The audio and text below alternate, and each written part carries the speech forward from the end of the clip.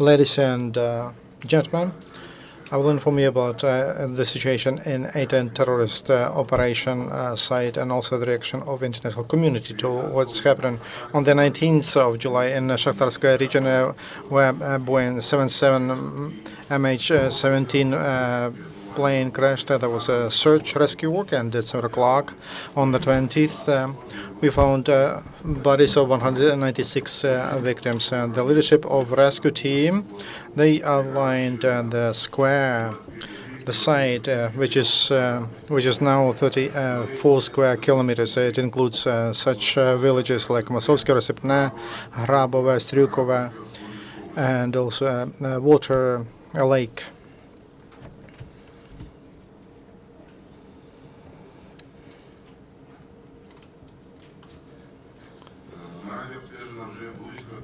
They covered 32 kilometers of that site. In the main department on emergency in Kharkiv region, they opened the headquarters of investigation office. The rescue work is complicated because gunmen, terrorists are present there, and they don't allow rescue groups there to work. We involve more people than we had yesterday and the day before yesterday, and now there are 380 people on the site and 20 vehicles, special vehicles. Because of planned work of Ukrainian armed forces, we were able to enlarge the territory under control near Luhansk and Donetsk, and to occupy new positions. On the 20th of July, the situation in the area of ATO is still tense. During the day, illegal armed groups, 25 times, they attacked positions of Ukrainian armed forces near Luhansk, Mariinivka, Chervona Zari, Spirna, Chervony Partizansk, Verkhnyo-Kamensk, Shishkova, Avdiivka, Donetsk, Ilyinka, Alexandrivska, Taranivka. Partly, there was some shooting from Russia. Ukrainian armed forces gave an answer to those terrorists, and they keep their positions, and they have a great position for further advancement. Despite the situation with the crash down of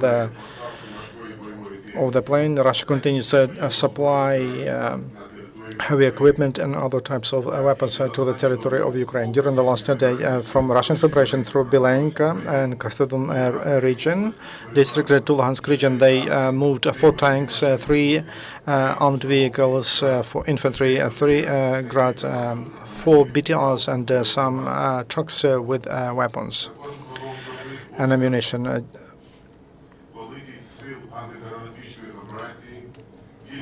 Several times they were making strikes from the territory of Russian Federation, not far from Avila, Uspenka, and Rostov region.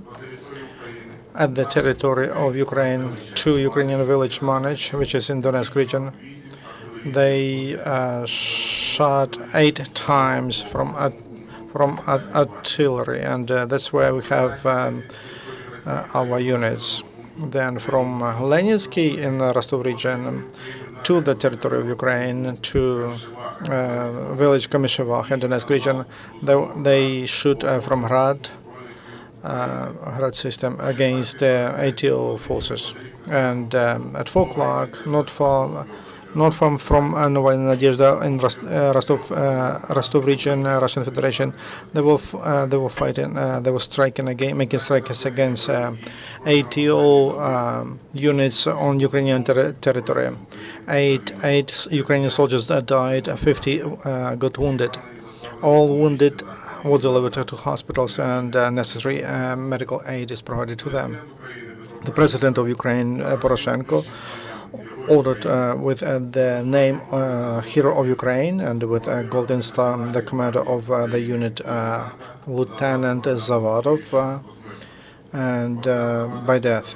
He's from Zaporizhia. He died on the blog post near village Mariinivka in Donetsk region, covering his soldiers when terrorists attacked them. So that name is awarded for heroism during protection of Ukrainian state, and for the president signed an order to give special awards for heroism in protected Ukraine integrity of Ukraine, to give award to 160 military men of armed forces and of Ministry of Meal. 20 of them were awarded after their death. Glory to heroes. The Russian Federation is continues to pull their troops to the border with Ukraine. Artillery brigade, and they are on the border with Ukraine in Rostov and Belgorod regions. Also, there is a movement of the 30 tanks in Bryansk region, not far with the border with Ukraine, and quite a big group of armed vehicles not far from Novoshakhtinsk and Rostov region. Yesterday, on Ukrainian gas distribution station not far from Strelkov in Kherson region, Russian military men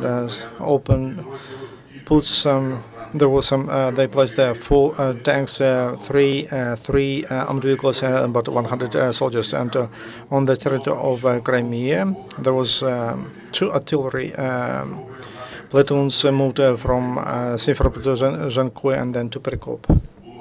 In Luhansk, gunmen force residents to join them and to fight against the ATO.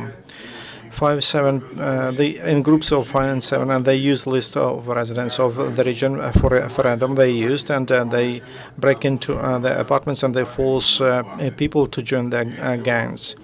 In addition to that, in Severodonetsk, Luhansk region, terrorists force residents to free apartments in multi-story buildings in order to have their posts. They use for intelligence. They use cars with women. In Horlovka, Donetsk region, they mined a bridge over the rail track, and also bridges near Mine 5. Gunmen kidnapped a student from State Medical University, citizen of Nigeria, Dihi Benma. They don't announce any condition. For information, we have about 396 people are captives. 6 journalists, 6 politicians, 1 lawyer, one judge, and 321 civilians. During the conflict, bandits kidnapped 842 people, and we were able to liberate 346.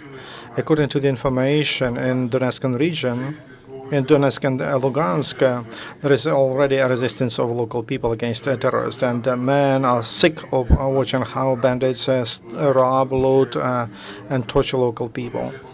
They unite into small groups, and with the help of weapons they get from somewhere, they take revenge. Because our Ukrainian forces advance among gunmen, there is panic, and also some of their leaders are leaving them. In Slovyansk and Kramatorsk, military men continue to work and renovate those cities. They mined different places near electricity lines. Those who have experience of mining, they are working there, and those who have experience of certain communication. President of Ukraine, Petro Poroshenko, called international community and leaders of all the countries of the world to condemn terrorists and to recognize them as terrorist groups.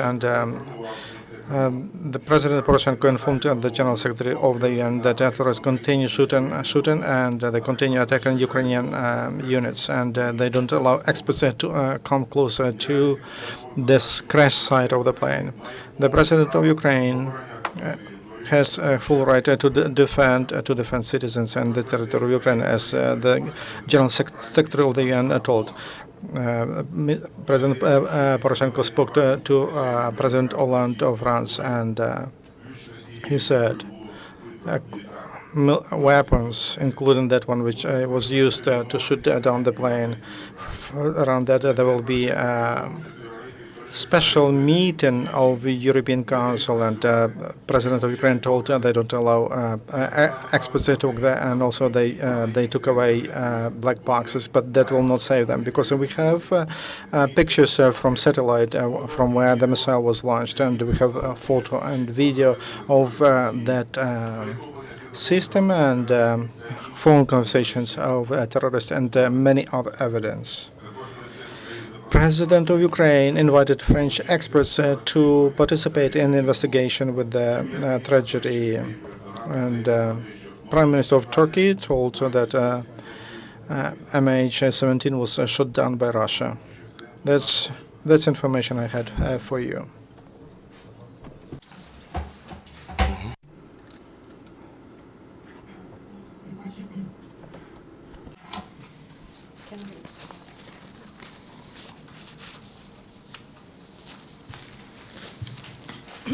Ana Lázaro from Spanish Radio, sir, in English. Yeah. Separatists have said that they will only allow investigators to go to the crash site if there is a ceasefire. Do you think it's possible to talk about ceasefire now?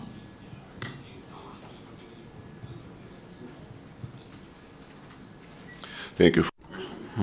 Якщо б терористи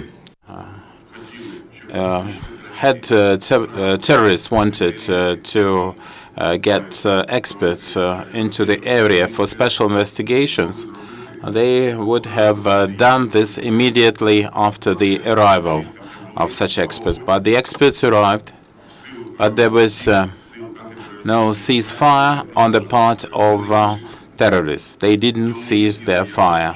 So their statements on the conditions that they put forward have no grounds whatsoever. They cannot set any example for such ceasefire.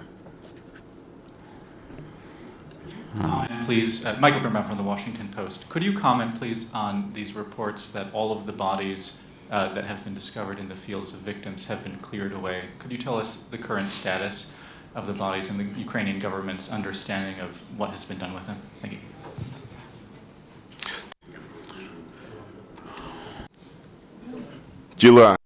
The bodies that were recovered were removed from the area by the terrorists. Partially we know where to. 38 bodies were removed to the Oblast Hospital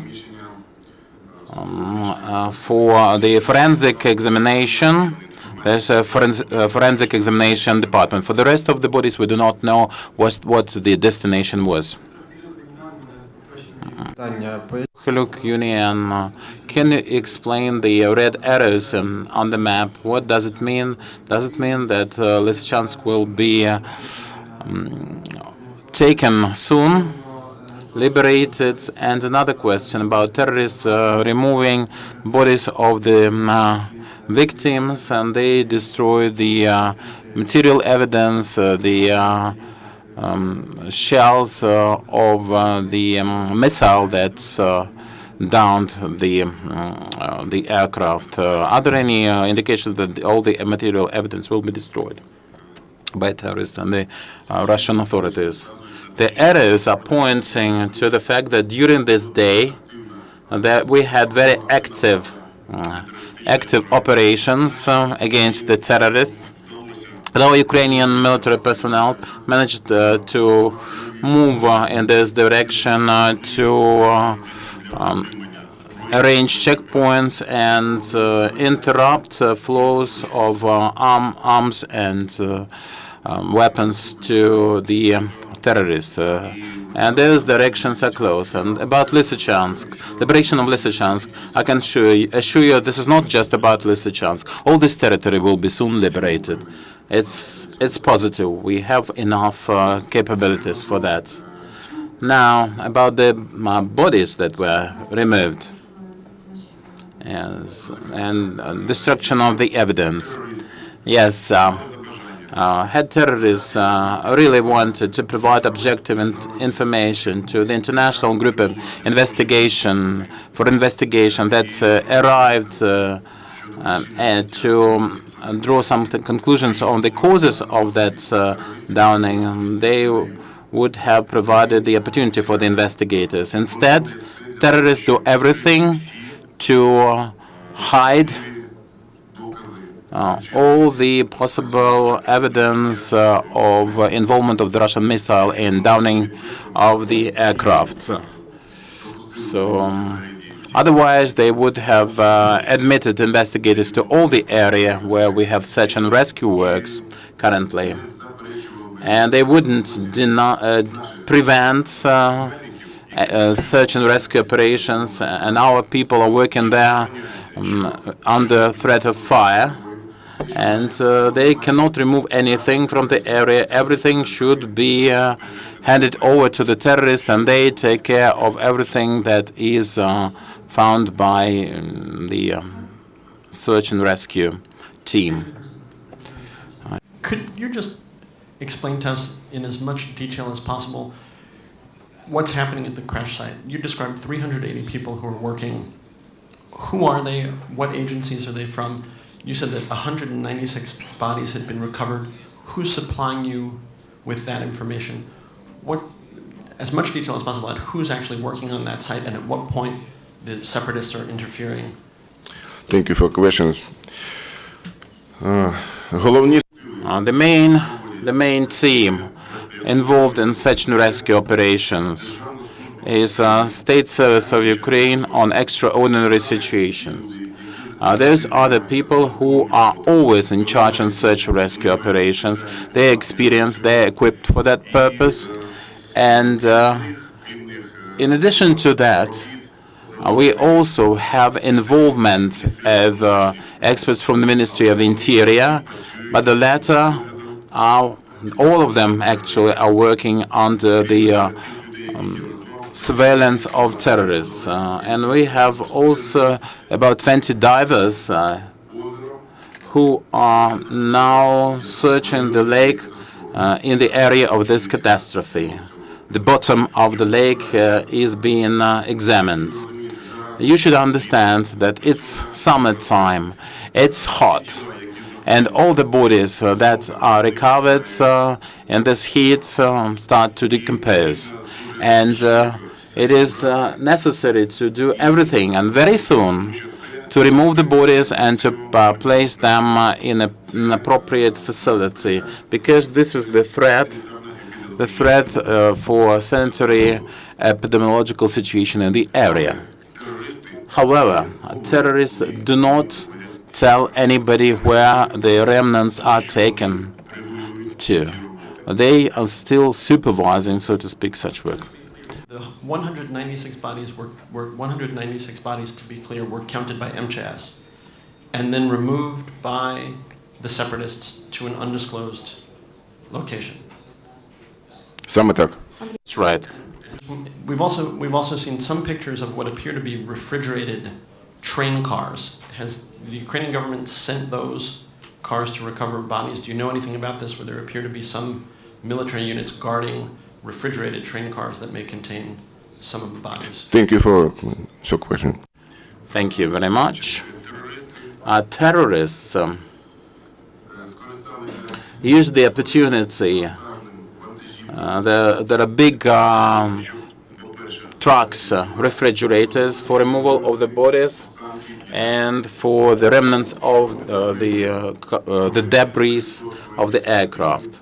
That makes it impossible to make proper examination of the debris of the aircraft. Ukrainian authorities are ready to provide the experts and the vehicles, but terrorists use their own vehicles, the vehicles of their choice.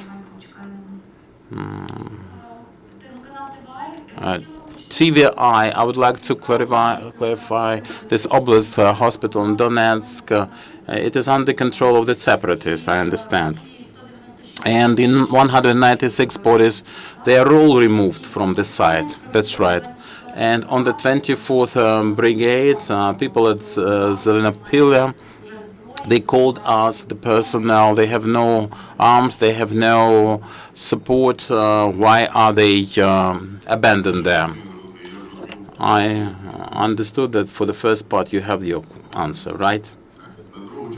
For the second part, the Zelenopilya part, there's no military unit of the Ukrainian forces defending any positions. They are not left without any help. Such information is disseminated as disinformation to interfere with the morale. The morale of the Ukrainian forces is very high. Without arms, without armaments and weapons and food, they wouldn't have been there. But they are there, and that means that they have everything necessary for the defense operations. Nick Miller from Fairfax, Australia. According to the latest information, there are bodies, at least some of the bodies recovered from the site, being loaded onto refrigerated trains ready for transport to Kharkiv. What guarantee can the Ukraine government give for the safety of this train in its transport from its current location within separatist territory to Kharkiv, if that indeed is the case? Thank you.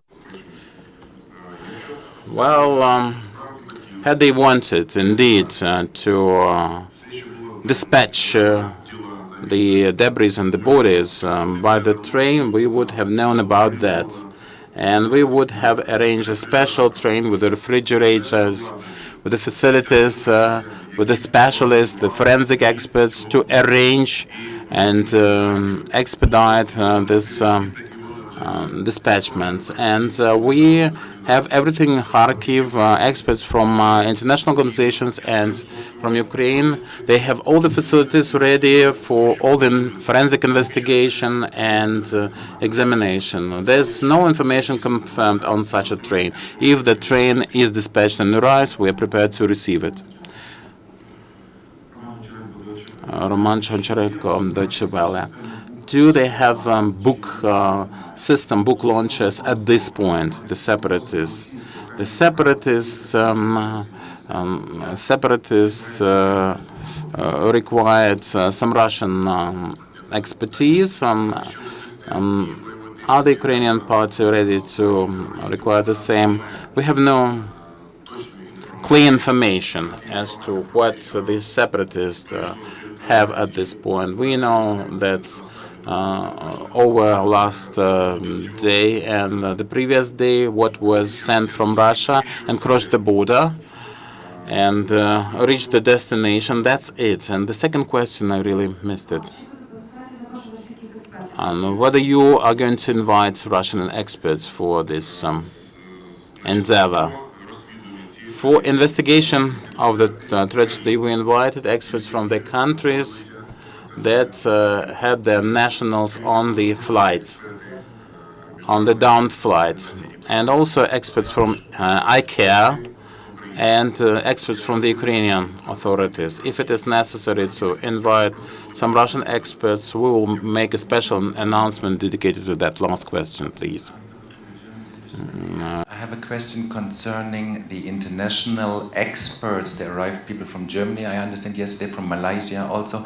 Are they at the site already, or do you know anything about their whereabouts? Thank you for question. At this point, I have no information in much detail which experts and arrived and where they went. So they are going to Kharkiv, all of them, and there's a special hub for the experts, special center for coordination and arrangement of all the capabilities. Thank you very much. OSCE spokesperson Michael Butsurkiv right now.